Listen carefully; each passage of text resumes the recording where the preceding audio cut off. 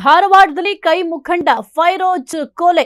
ಇನ್ನು ಹಂತಕರು ಕೊಲೆ ಮಾಡುವ ದೃಶ್ಯ ಸಿಸಿಟಿವಿಯಲ್ಲಿ ಸೆರೆಯಾಗಿದೆ. ಧಾರವಾಡದ ಕೈ ಮುಖಂಡ ಫೈರೋಜ್ ಕೊಲೆ ಪ್ರಕರಣಕ್ಕೆ ಸಂಬಂಧಪಟ್ಟಂತೆ ಹಂತಕರು ಕೊಲೆ ಮಾಡುವ ದೃಶ್ಯ ಸಿಸಿಟಿವಿಯಲ್ಲಿ ಸೆರೆಯಾಗಿದೆ. 4 ಜನರಿಂದ ಫೈರೋಜ್ ಪಠಾಣ್ ಬರ್ಬರ ಕೊಲೆಯಾಗಿದೆ.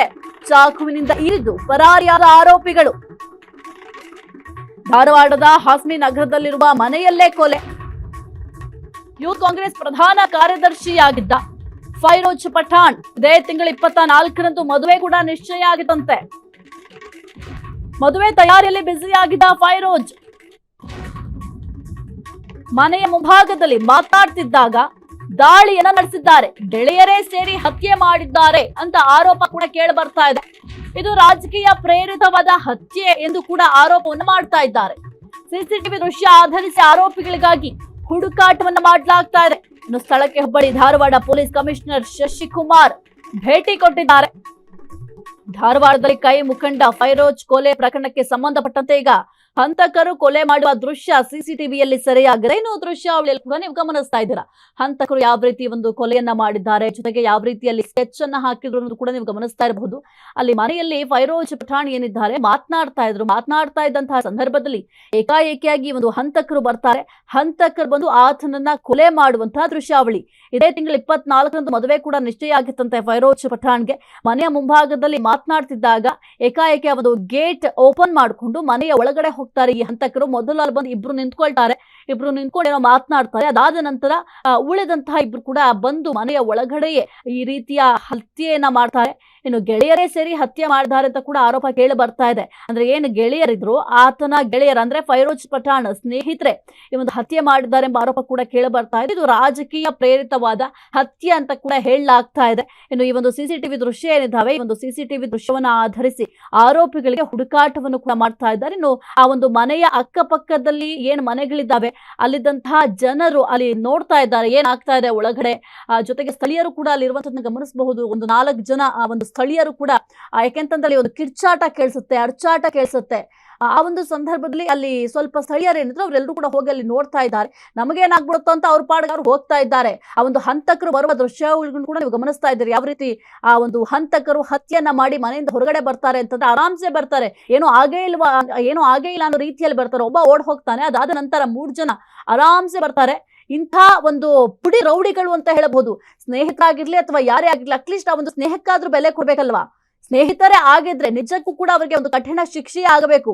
ಯಾಕೆಂತಂದ್ರೆ ಸ್ನೇಹದ ಹೆಸರಲ್ಲಿ ಈ ರೀತಿಯಾಗಿ ಹತ್ಯೆ ಮಾಡೋದು ಎಷ್ಟು ಸರಿ ಎಂಬ ಪ್ರಶ್ನೆ ಕೂಡ ಸದ್ಯಕ್ಕೆ ಮೂಡ್ತಾ ಇದೆ. ಇನ್ನು ಈ ಒಂದು ಸಿಸಿಟಿವಿ ದೃಶ್ಯ ಏನಿದೆ, ಸಿಸಿಟಿವಿ ದೃಶ್ಯವನ್ನ ಆಧರಿಸಿ ಆರೋಪಿಗಳ ಹುಡುಕಾಟವನ್ನು ಕೂಡ ಪೊಲೀಸರು ಮಾಡ್ತಾ ಇದ್ದಾರೆ. ಎಲ್ಲಿ ತಲೆಮರೆಸ್ಕೊಂಡು ಹೋಗಿದ್ದಾರೆ ಅದರ ಬಗ್ಗೆ ಕೂಡ ಪೊಲೀಸರು ಎನ್ಕ್ವೈರಿನ ಮಾಡ್ತಾರೆ. ಇನ್ನು ಸ್ಥಳಕ್ಕೆ ಹುಬ್ಬಳ್ಳಿ ಧಾರವಾಡ ಪೊಲೀಸ್ ಕಮಿಷನರ್ ಏನಿದ್ದಾರೆ ಶಶಿಕುಮಾರ್ ಅವರು ಕೂಡ ಭೇಟಿಯನ್ನ ಕೊಟ್ಟಿದ್ದಾರೆ. ಆ ಒಂದು ಜಾಗದ ಪರಿಶೀಲನೆ ಕೂಡ ಮಾಡಿದ್ದಾರೆ. ಜೊತೆಗೆ ಒಂದು ಸಿಸಿಟಿವಿ ದೃಶ್ಯಾವಳಿಗಳನ್ನು ಕೂಡ ಅವರ ಬಳಿ ತೆಗೆದುಕೊಂಡು ಹೋಗಿದ್ದಾರೆ. ಮುಖ್ಯವಾಗಿ ಕೇವಲ ಅದೊಂದು ಸಿಸಿಟಿವಿ ದೃಶ್ಯಾವಳಿಗಳನ್ನ ಮಾತ್ರ ಆಧರಿಸಿ ಪೊಲೀಸರು ಒಂದು ಆರೋಪಿಗಳೇನಿದ್ದಾರೆ ಅವರ ಹೆಳಮುರಿಯನ್ನ ಕಟ್ಟೋದಿಲ್ಲ. ಜೊತೆಗೆ ಅಲ್ಲಿ ಸುತ್ತಮುತ್ತ ಏನೆಲ್ಲ ಸಿಸಿಟಿವಿಗಳಿದ್ದಾವೆ ಅದೆಲ್ಲರ ಪರಿಶೀಲನೆಯನ್ನ ಮಾಡ್ತಾರೆ. ಯಾಕೆಂತಂದ್ರೆ ಈ ಆರೋಪಿಗಳು ಎಲ್ಲಿ ಹೋಗಿದ್ದಾರೆ ಅನ್ನೋ ಮಾಹಿತಿ ಬೇಕಲ್ಲ. ಅದ್ರ ಜೊತೆಗೆ ಅವರ ಫೇಸ್ ಎಷ್ಟು ಕ್ಲಿಯರ್ ಆಗಿ ಕಾಣುತ್ತೆ ಅನ್ನೋದು ಕೂಡ ಬಹಳ ಮುಖ್ಯ ಆಗುತ್ತೆ. ಮೇ ಬಿ ಅಲ್ಲಿರೋರಿಗೆ ಅವರ ಪರಿಚಯ ಇರುತ್ತೆ. ಹಾಗಾಗಿ ಸ್ಥಳೀಯರ ಬಳಿ ಹೋಗಿ ಕೆಲವೊಂದಿಷ್ಟು ಮಾಹಿತಿಯನ್ನ ಕಲೆ ಹಾಕ್ತಾರೆ. ಇನ್ನು ಆ ಒಂದು ಸಿಸಿಟಿವಿಯಲ್ಲಿ ಏನು ಸ್ಥಳೀಯರು ಕಾಣಿಸ್ತಾರೆ ಆ ಒಂದು ಸ್ಥಳೀಯರ ಬಳಿ ಕೂಡ ಹೋಗಿ ಮಾಹಿತಿನ ಕಲೆ ಹಾಕ್ತಾರೆ. ಇದು ಎಷ್ಟು ಗಂಟೆಗೆ ಆಗಿದ್ದು, ಎಷ್ಟು ಜನ ಬಂದಿದ್ರು, ಏನಾಯ್ತು ಬಂದಂತಹ ಸಂದರ್ಭದಲ್ಲಿ ಅದೆಲ್ಲದರ ಮಾಹಿತಿಯನ್ನು ಕೂಡ ಪೊಲೀಸರು ಕಲೆ ಹಾಕುವಂತಹ ಕೆಲಸವನ್ನು ಕೂಡ ಮಾಡ್ತಾರೆ. ಒಟ್ಟಿನಲ್ಲಿ ಏನು ತಲೆಮರೆಸ್ಕೊಂಡಿದ್ದಾರೆ ಆರೋಪಿಗಳು, ಆ ಆರೋಪಿಗಳ ಹುಡುಕಾಟವನ್ನು ಕೂಡ ಮಾಡ್ತಾ ಇದ್ದಾರೆ. ಆ ಒಂದು ಸಿಸಿಟಿವಿ ದೃಶ್ಯಗಳನ್ನು ಗಮನಿಸ್ತಾ ಇರಬಹುದು ನೀವು. ಯಾವ ರೀತಿ ಅವರು ಸ್ಕೆಚ್ ಅನ್ನ ಹಾಕಿದ್ದಾರೆ ಆ ಹಂತಕರು ಅಂತ. ಮಾತನಾಡ್ತಾ ಇರ್ತಾರೆ ಫೋನ್ನಲ್ಲಿ. ಫೈರೋಜ್ ಪಠಾಣ್ ಫೋನ್ನಲ್ಲಿ ಮಾತನಾಡ್ತಾ ಇರ್ತಾರೆ, ಯಾರದೋ ಜೊತೆ ಸಂಭಾಷಣೆಯನ್ನ ಮಾಡ್ತಾ ಇರ್ತಾರೆ. ಆ ಒಂದು ಸಂದರ್ಭದಲ್ಲಿ ಇಬ್ರು ಬರ್ತಾರೆ. ಇಬ್ರು ಬಂದು ಫೈರೋಜ್ ಪಠಾಣ್ ಜೊತೆ ಮಾತನಾಡ್ತಾರೆ. ಅದಾದ ನಂತರ ಅವರಿಬ್ರು ಏನು ಬರ್ತಾರೆ ಅವ್ರ ಹಿಂದೆಯೇ ಇನ್ನ ಇಬ್ರು ಕೂಡ ಬರೋದನ್ನು ಕೂಡ ನೀವು ಗಮನಿಸಬಹುದು.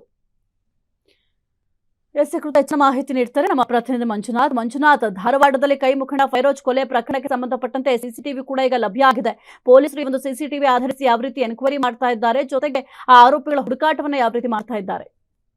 ಸಹಿತ ಕಳೆದ ಶುಕ್ರವಾರ ತಡರಾತ್ರಿ ಈ ಒಂದು ಘಟನೆ ಧಾರವಾಡದ ಮಾಳಾಪುರದ ಹಾಶ್ಮಿ ನಗರದಲ್ಲಿ ಯೂತ್ ಕಾಂಗ್ರೆಸ್ನ ಪ್ರಧಾನ ಕಾರ್ಯದರ್ಶಿಯಾಗಿದ್ದಂತ ಫೈರೋಜ್ ಪಠಾಣ್ ಹತ್ಯೆ ಪ್ರಕರಣ ಈಗಾಗಲೇ ಧಾರವಾಡ ಜಿಲ್ಲೆಯನ್ನು ಬೆಚ್ಚಿ ಬೀಳಿಸಿರುವಂತದ್ದು.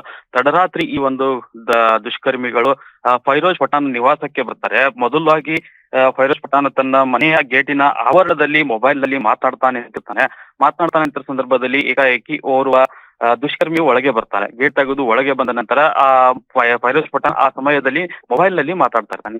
ಈ ಹಿನ್ನೆಲೆಯಲ್ಲಿ ಒಳಗೆ ಬಂದಂತ ದುಷ್ಕರ್ಮಿಗಳು ಆ ಗೇಟಿನ ಒಳಗೆ ಇದ್ದಂತ ಚೇರ್ ನಲ್ಲಿ ಕುಳಿತುಕೊಂಡ ನಂತರ ಫೈರೋಜ್ ಪಠಾಣ್ ಹಾಗೆ ಮಾತಾಡ್ತಾ ಮೊಬೈಲ್ ನಲ್ಲಿ ಗೇಟ್ ನ ಬಳಿ ಬಂದು ಗೇಟ್ ಕ್ಲೋಸ್ ಮಾಡುವಂತ ಇದನ್ನು ಮಾಡ್ತಾನೆ ಫೈರೋಜ್ ಪಠಾಣ್. ಯಾಕಂತಂದ್ರೆ ಈ ಒಳಗೆ ಬೆಳವಣಿಗೆ ನಡೀತಿರುವುದನ್ನು ಗಮನಿಸಿದಂತ ಫೈರೋಜ್ ಪಠಾಣ್ಗೆ ಏನೋ ಒಂದು ಇಲ್ಲಿ ನನ್ನ ಮನೆಯಲ್ಲಿ ಏನೋ ಆಗ್ತಿದೆ, ನನ್ನ ಮೇಲೆ ಅಟ್ಯಾಕ್ ಆಗ್ತಿದೆ ಎಂಬ ಸಂಶಯ ಕೂಡ ಅದಾಗ್ಲೇ ಅವನಿಗೆ ಬಂದಿರ್ತದೆ.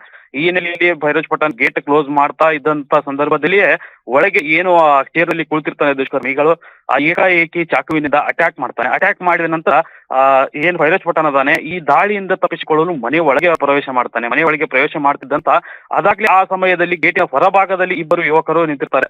ಈ ಏನು ಕೊಲೆ ಮಾಡುವ ಯೋಚನೆಯಲ್ಲಿದ್ದಂತ ಇಬ್ಬರು ಯುವಕರು ಕೂಡ ಏಕಾಏಕಿ ಗೇಟಿನ ಮೇಲೆ ಎಗರಿದಂತವ್ರು 4 ಜನ ಆಗ್ತಾರೆ. 4 ಜನ ಒಳಗಡೆ ನುಗ್ಗಿ ಕ್ಯಾರಲೆ ಅವನನ್ನು ಏನ್ ಫೈರೋಜ್ ಪಠಾಣ್ ಮನೆಯ ಒಳಗೆ ರೂಮಿನ ಒಳಗೆ ಸೇವ್ ಮಾಡಿಕೊಳ್ಳಲು ಪ್ರಯತ್ನ ಮಾಡ್ತಾನೆ. ಆ ಪ್ರಯತ್ನದಲ್ಲಿಯೇ ಕೂಡ ಮನೆ ಒಳಗೆ ಇದ್ದಂತಹ ತಾಯಿ ಮತ್ತು ತಂಗಿಯ ಮೇಲೆ ಕೂಡ ಈ ಹಂತಕರು ಹಲ್ಲೆ ಮಾಡ್ತಾರೆ. ಹಲ್ಲೆ ಮಾಡಿದ ನಂತರ ರೂಮಿನಲ್ಲಿ ಇದ್ದಂತಹ ಫೈರೋಜ್ ಪಠಾಣ್ ರೂಮ್ ಏನು ಡೋರ್ ಹಾಕೊಂಡಿರ್ತಾನೆ ಆ ಡೋರ್ ಅನ್ನು ಕೂಡ ಒದ್ದು ಮುರಿದು ಒಳಗಡೆ ಏಕಾಏಕಿ ನುಗ್ಗಿ ಕ್ಯಾರ್ಲೆಗೆ ಏಕಾಏಕಿ ಚಾಕುವಿನಿಂದ ದಾಳಿ ಮಾಡ್ತಾರೆ. ದಾಳಿಯ ಸಂದರ್ಭದಲ್ಲಿ ರಕ್ತದ ಮಡುವಿನಲ್ಲಿ ಬಿದ್ದಂತಹ ಫೈರೋಜ್ ಪಠಾಣ್ ಸಾವನ್ನಪ್ತಾನೆ. ಸಹಿತ ಓಕೆ, ಥ್ಯಾಂಕ್ ಯು ಮಂಜುನಾಥ್ ನಿಮ್ಮೆಲ್ಲ ಮಾಹಿತಿಗಾಗಿ.